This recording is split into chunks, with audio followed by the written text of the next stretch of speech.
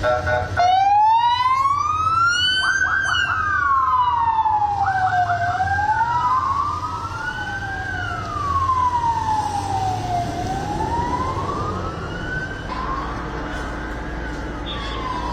kapandı ya.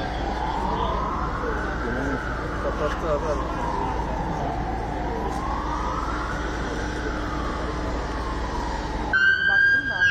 Abi çık önümden. Abi sağa geçer